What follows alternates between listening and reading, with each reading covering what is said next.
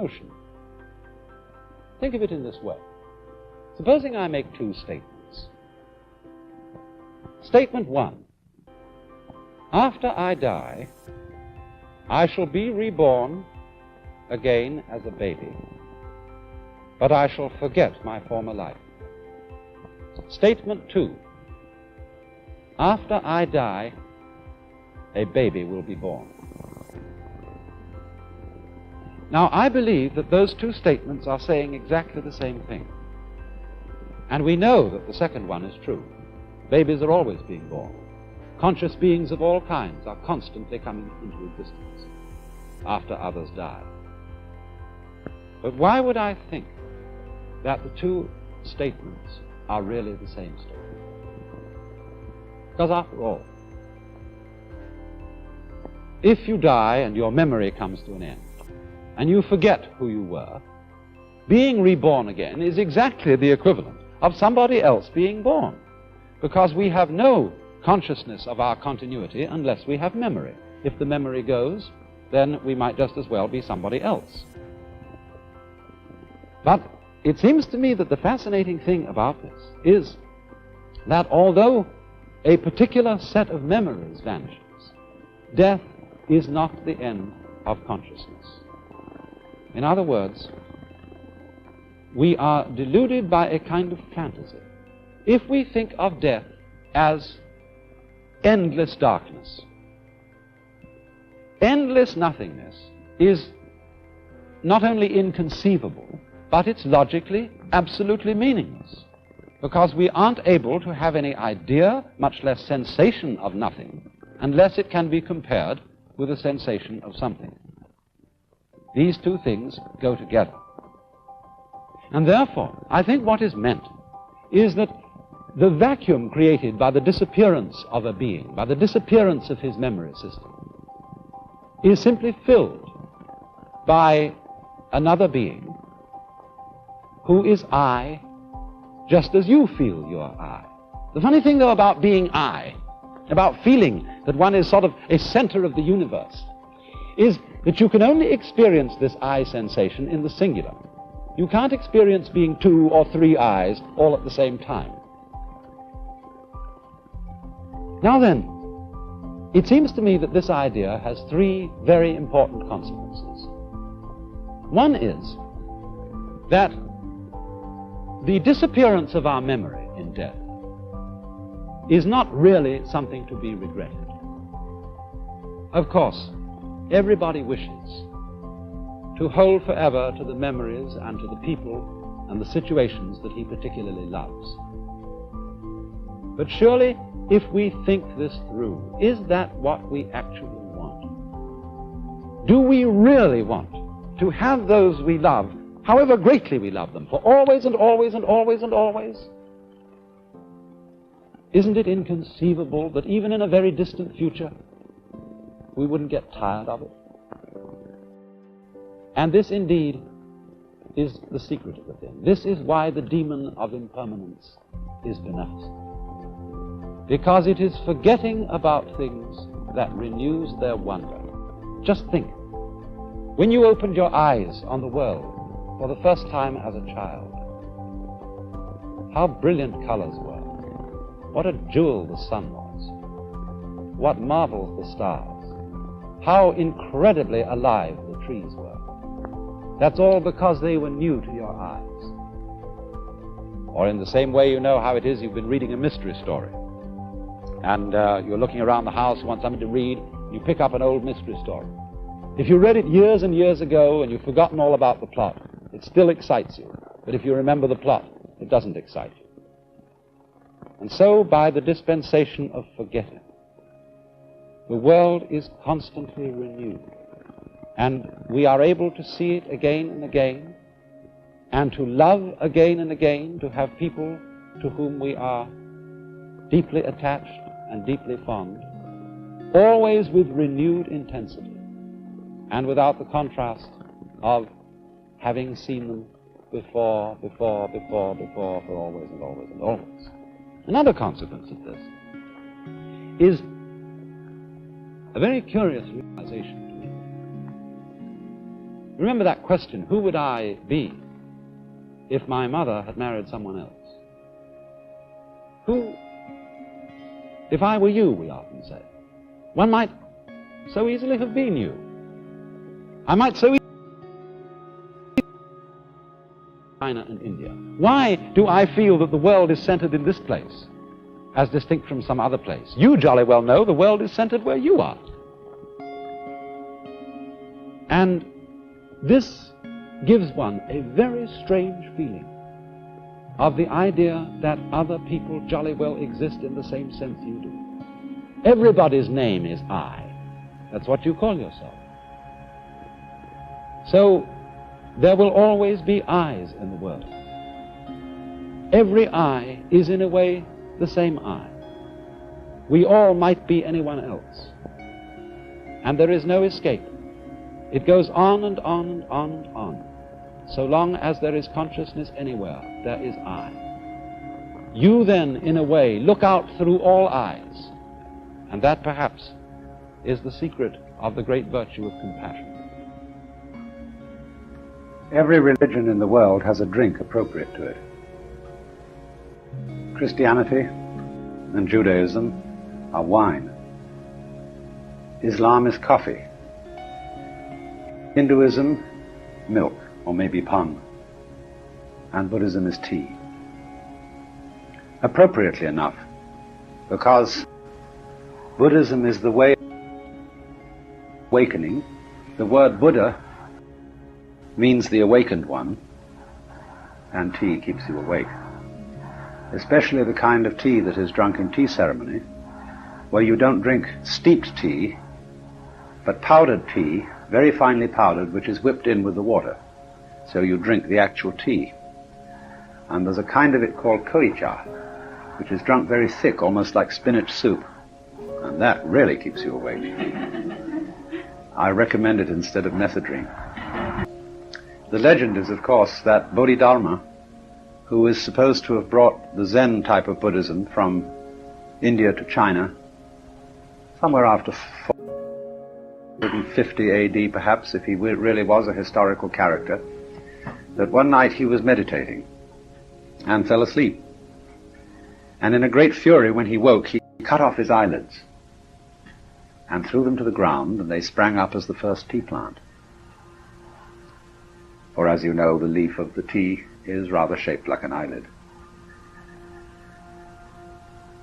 And in the course of time, it became customary for Zen monks to drink tea to keep themselves awake during long spells of meditation. And as the behavior in a Zen monastery is rather ritualistic and formal, the way they drank tea became in due course ceremonious. And then, much later, the drinking of tea in this way became a ceremony also for lay people. And it was modeled in this way by the great Senno Rikyu, and from him descend at least 5 different schools of the tea ceremony through various branches of his family. Some of them very formal and very difficult, such as the common, best-known Urasenke school, which is the dominant school in Japan today, and which is the kind of tea ceremony that you ordinarily see when somebody puts on a performance. I find it excessively affected, very uncomfortable, and is mostly a sort of accomplishment which they learn to be a lady. But it's painful. It's very, very stiff and formal. On the other end is the Kankyu-an school, which is it's very elegant but much less formal, much easier, but practiced with enormous skill. And then there is a kind of tea ceremony still served by Zen monks and literary men who are just entertaining their friends, artists and so on, which is very informal indeed. And that's the kind I shall be showing you. Now, the interesting thing is that this ceremony has no obviously religious character. It is quite secular. It is just drinking tea and having pleasant conversation in surroundings of peacefulness and simplicity. And this derives from an essential aspect of Zen, and I want you to try and understand the blending of ritual with simplicity, first of all. There was a Houston Smith, you know, who's a professor of philosophy at MIT, was traveling in Japan, and a Zen master was showing him around, and he noticed that every time they passed the image of a Buddha or Bodhisattva in the temple, the Zen master stopped and bowed to it. And Houston Smith said, I can't understand why you go through this ritual of bowing to things. I thought you Zen people were above all rituals. You know, I'd just as soon spit at it. And the master said, you spits, I bows.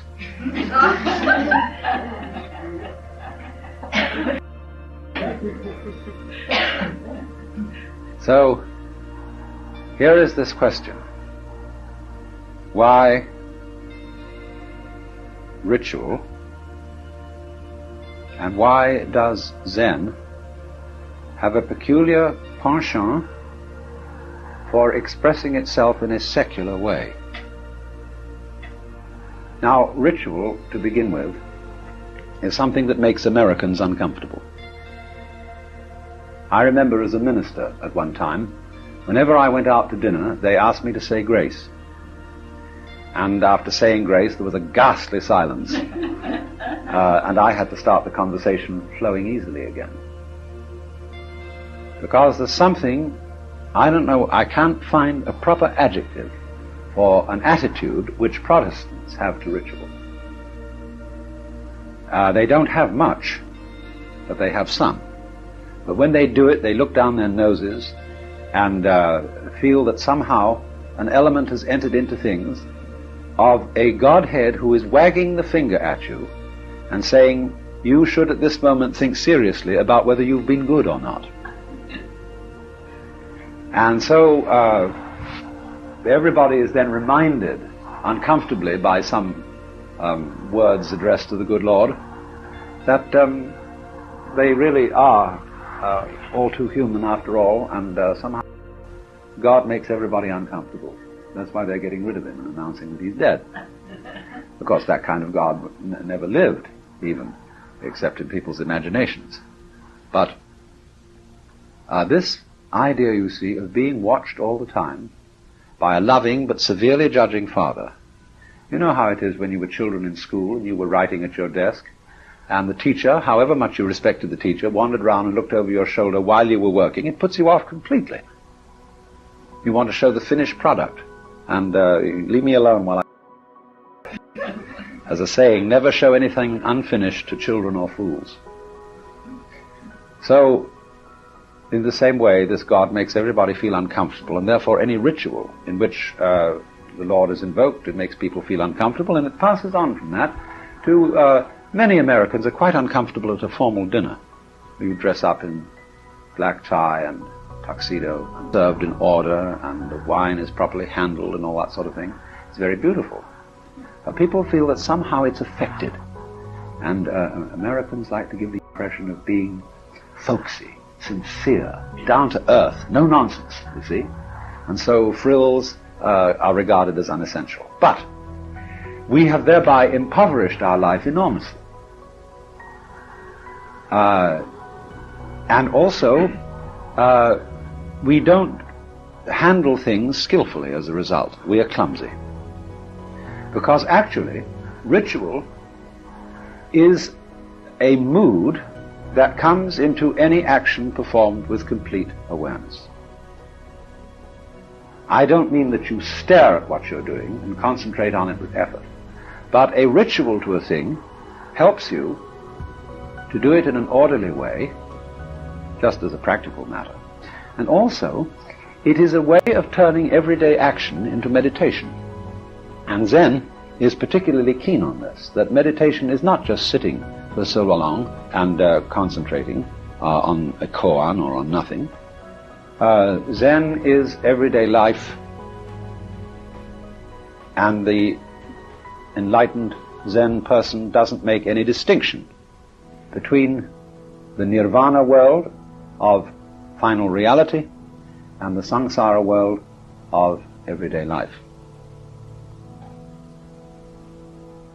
Therefore, to understand this, you must first realize that it is a basic principle of Zen that you're it. That this, whatever it is, to which nobody gives a name because, well, it's been called suchness, it's been called emptiness, it's been called the Tao, the way of nature, but it's fundamental for Zen that you do not think about it. That is to say, you don't have any concept of it. Because that which we really are, and which all things are, you might say the fundamental energy of the universe, is so basic that if you have an idea of it, it must be wrong. Just in the same way that you cannot bite your own teeth, that you cannot look into your own eyes without using a mirror, that you cannot see the color of the inside of your head. So that which is absolutely fundamental, which is you, must not be conceptualized, and you don't need to get it. You don't need to hang on to it. You don't need to cling to it, Rock of Ages, cleft for me, or anything like that. Because it's what you are, and it's what there is, and all that there is. And that's you. And it is subject to, or rather, it appears as something and nothing, as solid and space, as light and darkness, as life and death. The yang, or positive force, and the yin, or negative force, are its outward manifestation. And as you well know, you can't have yang without yin, or yin without yang. You can't have life without death, or death without life, or solid without space, or space without solid. They are polarized, like the north and the south pole of a magnet. And so, just because they go together, however different they are, nonetheless, they are inseparable. And this indicates that there is something mysterious between them, a sort of conspiracy.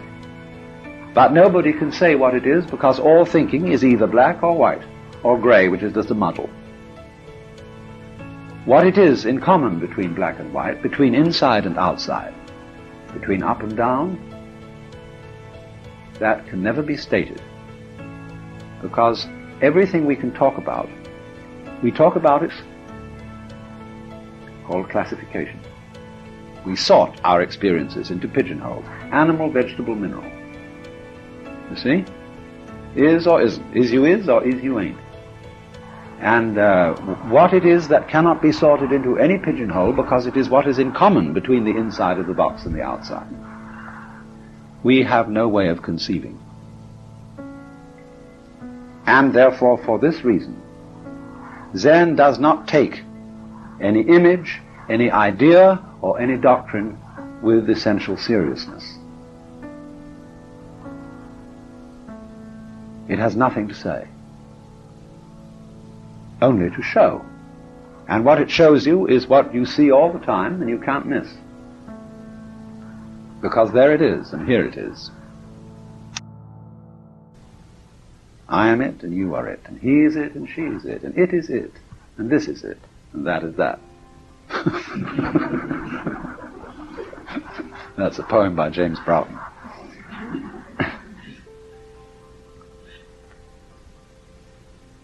Now, but you see, in the ordinary way, people don't feel any confidence in this, because we are beguiled by the multiplicity of things that we see around us, by this as distinct from that, by life as distinct from death, by light as distinct from darkness. And we think that the universe is an energy, and energy is a thing that's apt to get tired, wear out, run out, like an electric battery runs out, or the gas runs out of your car. And therefore, we always feel that the universe is very precarious, and that the positive side may easily lose and fizzle out, and only the negative side will remain. And that blackness, and Chinese, that's a perfectly fan, faith, the seed of the brightest light. That's why in the yin-yang the circle with the S curve through the middle? You see the black half and the white half. And in the bulge of the circle, like the eye of a fish, there is a dot of the opposite color. That is the seed of being within non-being, and the seed of non-being within being. Lao Tzu says, to be and not to be arise mutually. It isn't that there is first nothing and then something. Or it might come in that order, but that's like saying that the egg comes before the hen. In a way it does. And you can say that a hen is one egg's way of becoming other eggs. But it doesn't make any difference where you begin. It's always the same thing, because life is a pulsating process. The tiniest pulsations of the proper, through deep sounds where you can hear the pulsations, to much longer pulsations, day and night, and finally the coming and going of universes. So one is beguiled, because you see, what is common to everything that you see?